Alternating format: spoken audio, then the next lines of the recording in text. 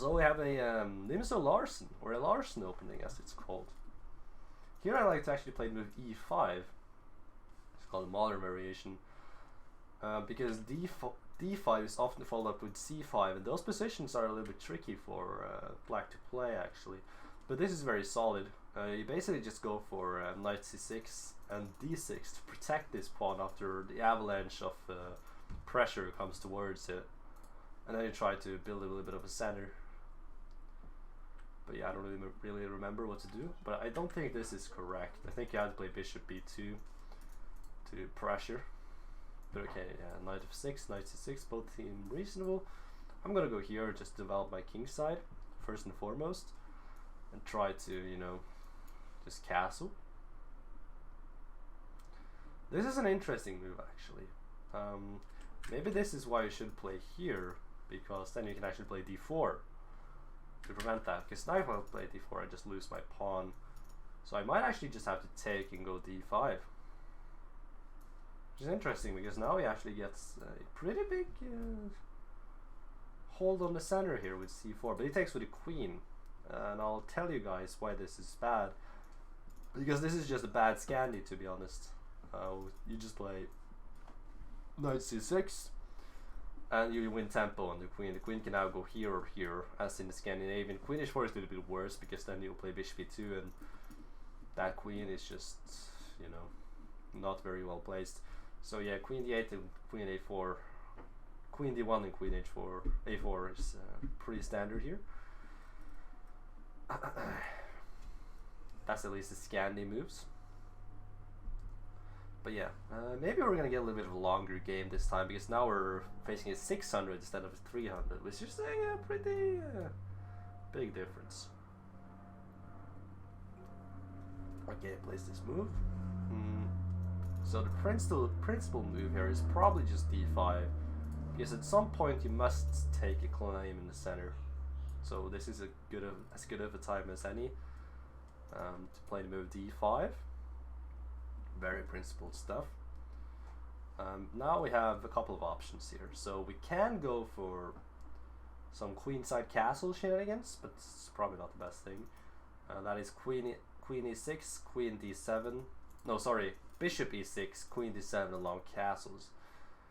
Is the way to play that. But then we have a little bit of a dilemma, because we're actually just going to ruin our pawn structure on the king side completely. Which is not the worst thing in the world, because we do get the bishop pair for that. But why get into that trouble? So the simplest move is actually just bishop e7. And this is the way to just claim a very nice and stable advantage, because now we can damage our pawns, and we're up a tremendous amount of development here. I mean, the queen is just on f4 for God's sake, after it's been, you know, scavenging around. And yeah, he'll probably is gonna castle queen side here, and then I will personally castle king side, and I'll show you guys how to win some opposite side castling positions, which is not the easiest thing in the world. And yeah, I do realize that bishop d6 was an idea, but the thing is, I just thought that after queen f4, although I realized this actually just traps the queen. He may have had some chances to double this in the future, and therefore, but okay, bishop e7 is just solid. We still have a nice advantage, but bishop d6 was maybe slightly better. But okay, now I think we should just let him continue these shenanigans. This does nothing. This gives us the bishop pair. We will have an even stronger center. The doubled pawns won't matter. So this is as good of a move as any, just castling, getting out of the way. But this, to you guys, this pressure on the king side may look a little bit dangerous to you guys, and I get that, but the thing is, he has not castled. So if he starts firing away here with h3 and g4, for example, we will at the right time be able to play a move like this, striking up the center, because his king is there. So rook e8 and d4, for example, you can already see how this is super dangerous, guys. So if you're castling and he's not, then you should try to open up the center as quickly as possible. This move might look threatening because he thinks that he could go here and here or something, but it's all defended. You can even throw in the move like h6 here, because h6 just is a very solid move, and you just kick the queen out a second time, and now you have he's giving you like different improving moves here just for free, which is very nice for black here. And yeah, there's not much more to be said. Of course, this very simple. Okay, so it goes here. Now you guys must not get tunnel vision and play a move like knight d5 trying to attack the queen a third time. That would be a little bit too much, and it'll checkmate, as you see. So don't get tunnel visioned. Okay, we're gonna have a little bit of a longer game here. I'm not complaining. So now I would actually play the move a6, just winning even more time, and if he takes, we will double our own pawns, but we would have the bishop pair, which is very nice in the chess position, and we will also have an open board to complement that bishop pair. So this is just a very nice move in general.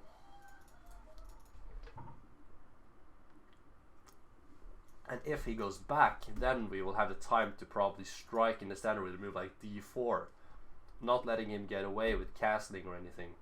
We just strike immediately, you know. Then after takes knight f3, rook e8, he looks like he's actually able to castle, which is good for him, but then we will just have major control in the center. We will be able to take the bishop. Okay, so he goes for this approach, and now he will probably have time to castle his king, but we will now have the luxury of the bishop pair, which is not something to, you know, cry about. So we have, of course, this idea of going bishop here and here, but the thing is he just has to move queen h4, and there we're at a crossroad, right? Because we can't really chase the queen now anymore. So the best move here might actually just to be continuing our developments with bishop e6 or bishop f5. I like to move bishop f5 because we're putting pressure on this pawn here, and we're also getting ready to cover up our king with a move like bishop g6 in the future, so that this is no longer an issue, and then we can move our bishop freely. There's many options here.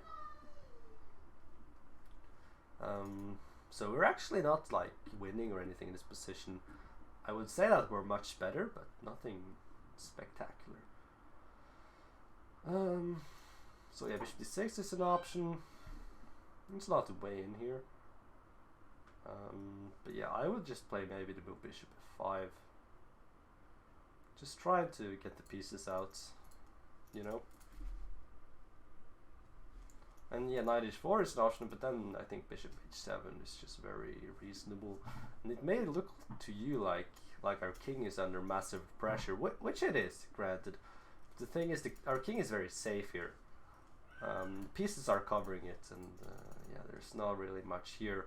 And if knight h4, I would also probably just take the pawn actually, and just be up a pawn. I wouldn't really see knight h4 as a dangerous move in this position.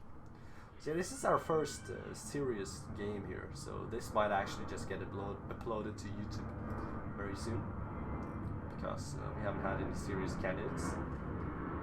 Now I actually realize that we may have had the move knight h5. I didn't see this move earlier, but it's a little bit tricky.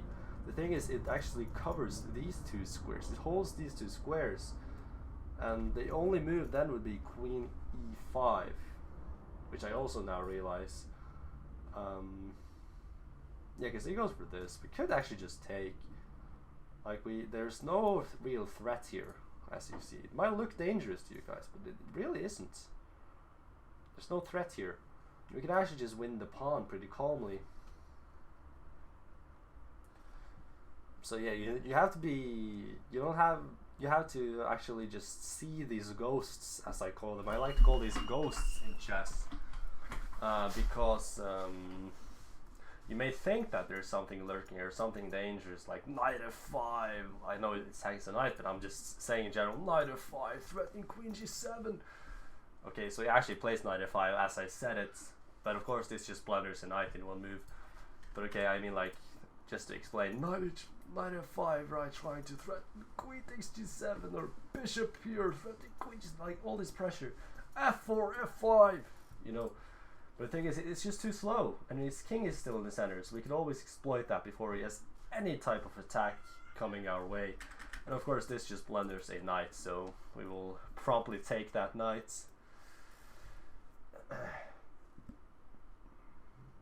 So I'm just trying to point these things out to you guys. And of course, be very hesitant about this move, knight to e4, because it looks so sexy, right? You really want to play this move. But of course it hangs mate in 1, so just be careful, guys. There's a reason why he played this setup, right? He's doing this to try to make me move the knight. Please, that's all he's asking for. But if you guys just restrain yourself from ever moving that knight, you will never blunder the game, right? So yeah. There's basically one threat in this position, and that's the only threat. And if that doesn't work, then he's just completely lost. So you can even play a move like g5 if you wanted to, because your king is completely fine in this position. There's no threats here. His knight and rooks are all at the starting squares, so g5 wouldn't even be that bad. But of course h4 is very strong there. I'm not saying it's a good move, but if you really wanted to, you could play move g5. So yeah.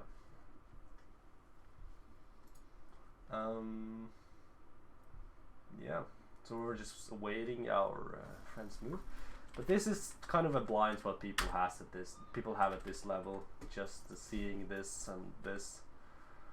But it's kind of weird that my bishop literally just moved from this square, and he still played knight f5.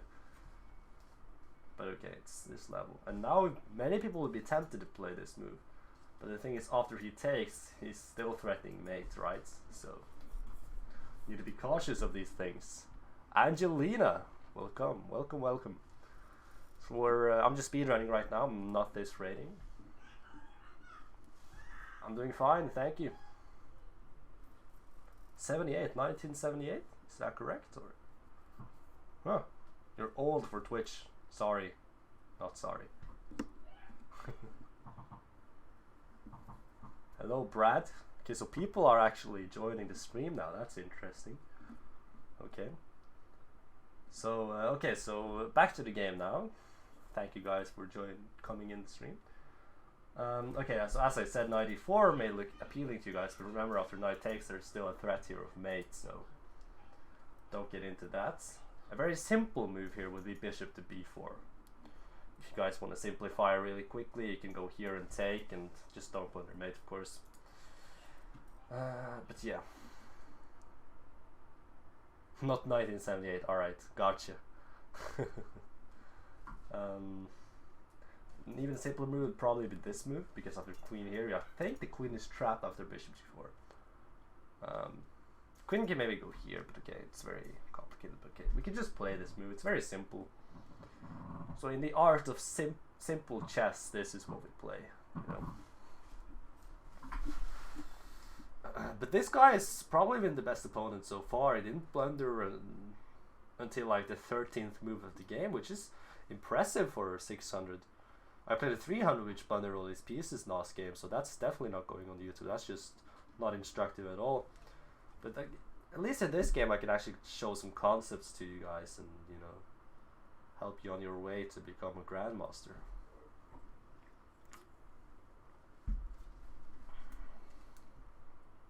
Okay, we do have this move now, because this actually threatens the queen after it takes.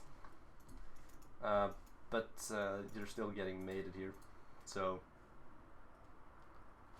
I'm not playing on my accounts. Again, if you just look at the title on the stream, you can see what we're doing here.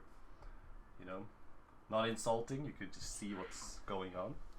If you just look at the title on the stream, we're speedrunning here. But okay, yeah, knight h5 is an idea. Okay, so he's blocking our queen attack. So this is actually a pretty high level move for this level, I must say. Trying to, you know, not trade queens. And he's doing it very demandingly, which I'm impressed by, to be honest with you. But okay. Okay, so now I'm going to propose to you a move. How can we be as prophylactic as possible? If you really don't want to get mated, this is not a necessary move at all. If you really don't want to get mated anytime in the future, and you're really scared about this lineup here, what do? Well, you play the move g6, right? I will play it. This is not necessary at all, but I'm gonna play this move right now just to show you guys that you can play these simple moves. If you're really scared, just go for it. You know, this is nothing spectacular or anything, and now you can successfully play this move knight d4 because now there's no mate, right? You see this?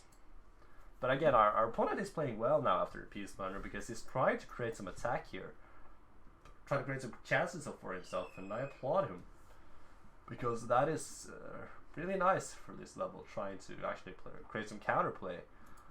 So yeah, of course it's completely lost, but you need to, you know, respect our opponent's efforts. And yeah, I'm serious, this is a very good try by our opponents. A very good move here. If you, for example, see these ghosts, give them all these moves, right, to try to attack you. What can you play to stop that entire thing, right? All the pressure here. H5 is maybe possible, but you do create some dark square weaknesses there. But I'm talking about the move King H7. So yeah, and he did not have to play this move, of course. Yeah, he just resigns. He did not have to go here. I would expect, like, I don't know, moving the queen out and trying to go like this. But of course, this just hikes the queen. That's what I'm trying to get to here. So yeah, I was expecting takes and maybe rook f3 or something. At least from the previous skill that he's been playing at this game, all the way to move 13 here when he played knight f5 and hung the knight in one move. That is really when I took over the game. Watch me nay. Watch me nay. Right. Let's analyze this game. I don't have diamond on this account, so I can only analyze one game per day. But okay, let's look through this one really quickly, and then I'll call this the end of the stream. Okay, so I actually only had a 66.5 accuracy. That's pretty low for my standards. Okay, so here I decided to take. I decided to take because knight c3 runs into d5, and I don't really want to allow that. e4 is also a move, but then I was afraid of maybe d5, actually. Just grabbing more space and trying to play like c4 or something, and having a really nice bind here. So I decided to just trade and go, after he would take back like this, which I consider the best move, I played d5. And just try to have as much space as him in the center. He could play the move c4 here or in the future, but it's not really a big deal, because you can play c5 and you just have more pieces out than he has, and he just has weak dark squares here, so the move c5 just makes sense. And queen takes, I thought knight c6 was just a very big winning of the advantage. And here I played with d5, which the engine agrees with here. If you see here, you have to look at these moves, right? Not these moves. So okay, d5. Now he likes to move knight to e4, which I did not play. It didn't really make that much sense to me, to be honest. He wants to trade off there, and then he likes bishop d6, trying to lock the queen away in a cage somehow. But I went for a more simplistic approach. I also like to move bishop d6, which I talked about earlier. And I talked about bishop d6 is probably better than bishop e7 because you actually win some time with the queen, and you maybe have like bishop g4 threats. But I played a more simple bishop e7, which I thought was solid, but it was the best move, and I agree with the engine. And here I just castled, very simple stuff, because I thought, okay, if you take, I have the bishop pair, right? And here d4 is crushing, and I thought, I talked about this, right? You can blow up the center here when the king is in the center and you have castle, but I decided to actually just play h6 to kick the queen away first, and now I could play d4. But I decided to go here instead, and I wanted a more simple position with a simple advantage, and the advantage being an open board with the bishop pair, and that's why it says -0.4, because it's not like a decisive advantage, but you just have a bishop pair, you know, in an open board, which gives you automatically an edge. That's just how it is. Even with the double pawns here, the double pawns here aren't even that bad, it just supports the center. So yeah. Hey Clara, welcome to the stream. We're just analyzing a game here. Apparently, knight h5 is winning here. That's what I talked about. I think I talked about it during the game after I made this move instead. But yeah, it doesn't really matter. This is just a very prophylactic move.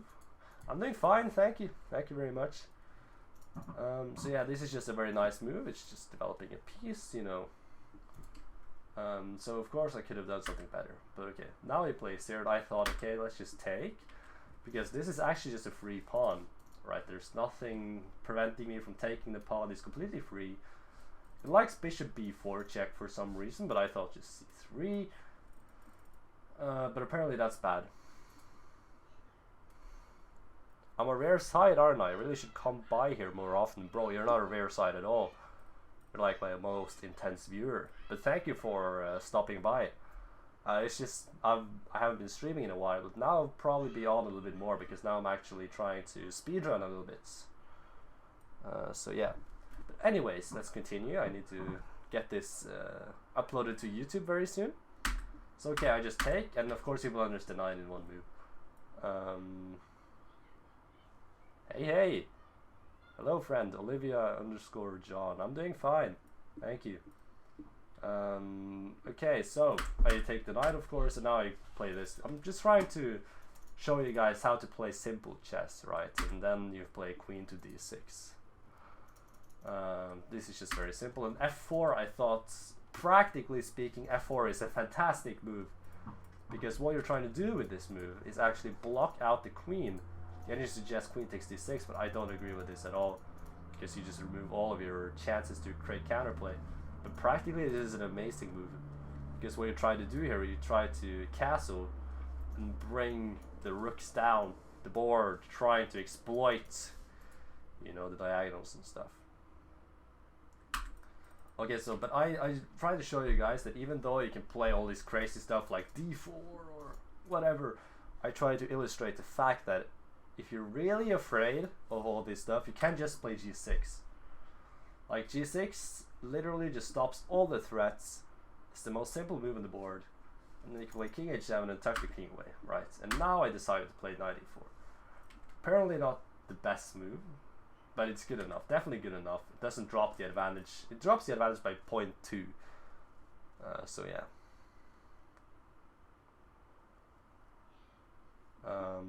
Okay, so here he just played this and blundered the queen in one move. He should have taken and gone maybe like, I don't know, queen to somewhere h3 and tried to play like g4 or something. In my opinion, that's what he should have done.